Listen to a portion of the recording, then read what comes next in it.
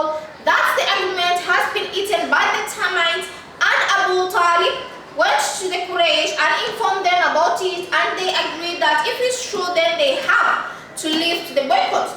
So when they checked, they went to the Kaaba and opened the door of the Kaaba. They saw that it's true that the agreement has been eaten by the termite except the name of Allah. So yeah, that was a sign from Allah, and they had to lift the boycott after 3 years. After the Muslim had suffered for 3 years. And also we say that the preaching of Islam had come to a standstill during that time, because the Prophet could not preach during that time. So let's watch the boycott of Banu Hashim.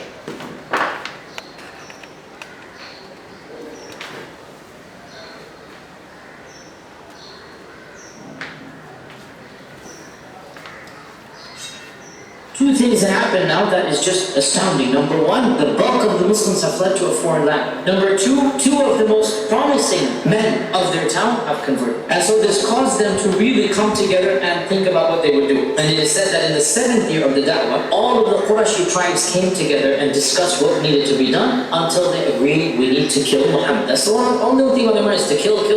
So for the final time, they went to Abu Talib. And they say to him that you do not have any choice in the matter. Either you will hand over Muhammad and we will give you whatever blood money, and none of us is going to do the job, it's not going to be a Qurashi, or we will have to cut you off from the Quraysh. How are you going to cut us off? We're blood relatives. None of us will allow you to get any food and water. We will boycott you. No marriages and no money and no business transactions. Any of us who owns the business, we're going to tell him that he cannot buy and sell anything for you. Food, water, drink, nothing. And when the Quraysh came to Abu Talib like this, Abu Talib himself became furious. And he said, do as you please, I'm not going to hand my nephew over to you. Abu Talib therefore decided that if we're not going to be able to buy and sell in Mecca, we're not have any access to the shops of Mecca, then let us go and live elsewhere. And they moved to some of the valleys that the Banu Hashim owned, and they were called the valleys of Abu Talib, Shi'bi Abu Talib. And so Abu Talib then left to live in that valley, and every single person from the Banu Hashim and the Banu Muttalib, they voluntarily went into what is called the famous boycott. And in order to solidify this, the Quraysh came together and wrote a pact amongst themselves. What is the treaty? Nobody will buy and sell to the Banu Hashim. Nobody will marry into or from the Banu Hashim. Nobody will basically socialize with the Banu Hashim. So it is a boycott of an economic, a political, a social level. And they wrote a treaty and they hung it inside the Kaaba, and of course nobody entered the Kaaba. So they locked the door and it was inside the Kaaba. It is said that Bu'ayd ibn Amr was the one who wrote this treaty, and the Prophet made dua against him, and his hand became paralyzed until he died. And so for 2 or 3 years, they lived in this abandoned, basically, valley, eking out an existence, getting rainwater, eating from the shrubbery and the leaves. Bilal says that we began defecating like goats defecate. Droppings. Our droppings couldn't be told different from the goats. And one of their main sources of food was that every few weeks somebody felt sympathy for them and would send in some secret supplies into the valley. Otherwise, they eked out an existence. It is said that when they tried to go to the city, even when foreigners came, because foreigners are not under the boycott, during Hajj season, they're coming with supplies.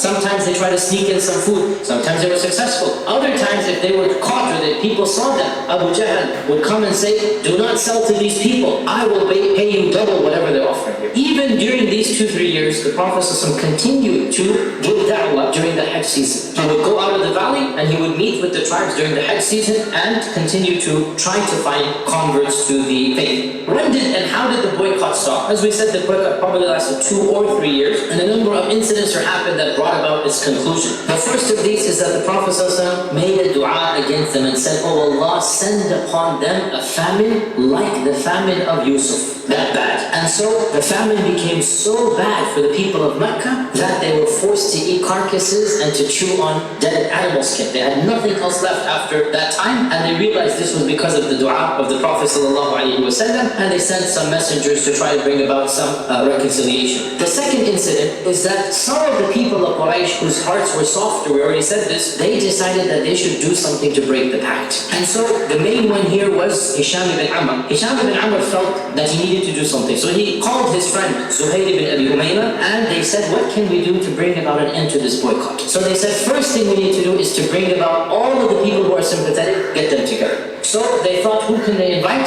And they invited Mu'tam ibn Ali, number one on their list. Mu'tam ibn Ali, let's bring him in. Abu al-Bukhtari ibn Hisham, other people, 3, 4, 5 people who they knew did not like the boycott. And then they said, what can we do? What plan can we do? So Zuhayr said, I have a plan. The next day, they went to the Kaaba and they all seated where they usually sit. Everyone goes to his place in this corner, that corner, that corner. So Zuhayr stood up and he said, for how long are we going to starve our own kith and kin to death? Abu Jahl became furious. Who do you think you are? We all agreed to this treaty. So when he said this, Hisham stood up. No, I didn't agree. You agreed. This is your idea. What do you mean it's my idea? We had a meeting here. Mu'tam stood up. No, we didn't. This was something you forced on us, right? I didn't force it on you. We all agreed. Then the third one, Abu Bakr stood up, right? So one by one, every single person planted strategically around the Nadi is basically publicly challenging Abu Jahl. And so Abu Jahl realized something is wrong. People are just standing up one after the other. And he said, Wallahi, this is a plan that all of you have hatched. But of course they didn't confess to this, and it seemed as if the public support had now shifted away. And then the final thing happened that of course completely turned the tide. One day the Prophet ﷺ went to Abu Talib in the valley, and he said that, oh my uncle, Allah has informed me that the treaty that they wrote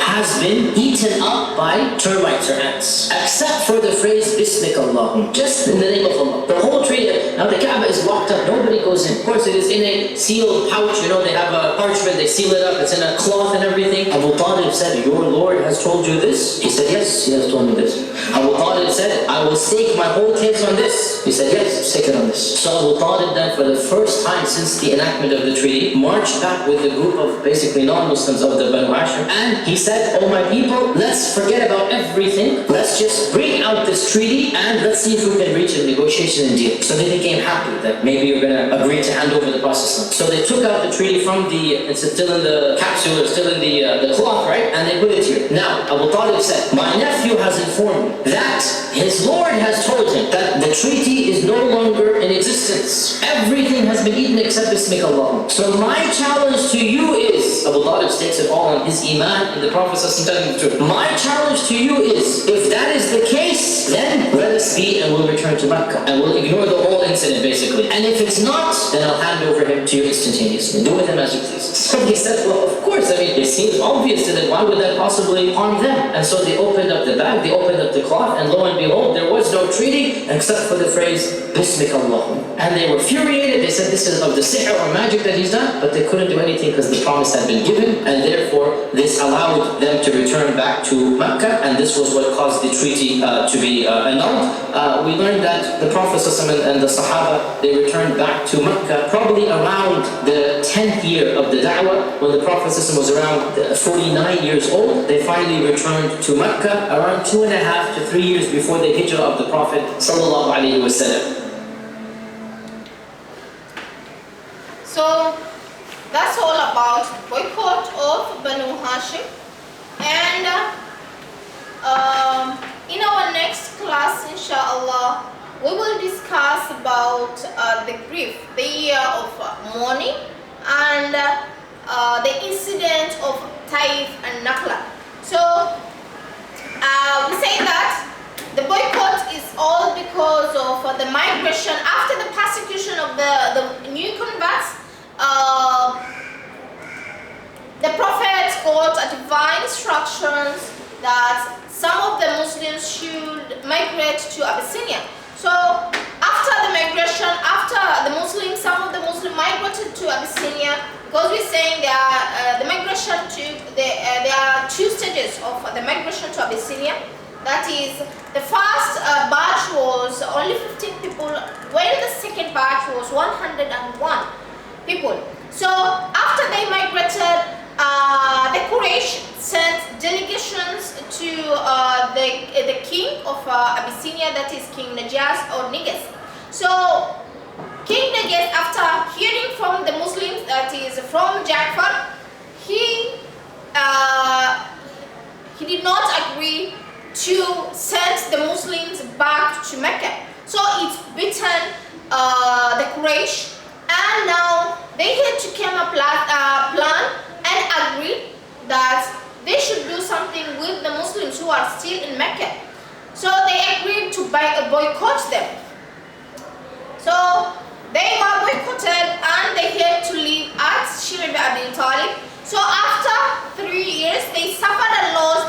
They did not, because the agreement was that they cannot intermarry nor trade, even communicate with the Quraysh, the other class of Quraysh.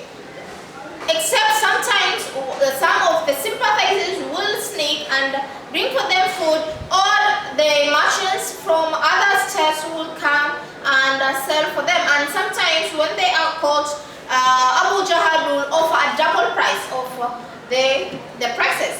So it went up to 3 years until the agreement was eaten by the termites, and they saw that it is a sign from Allah, hence they they lifted the boycott. So until next time, inshallah, thank you and have a lovely day.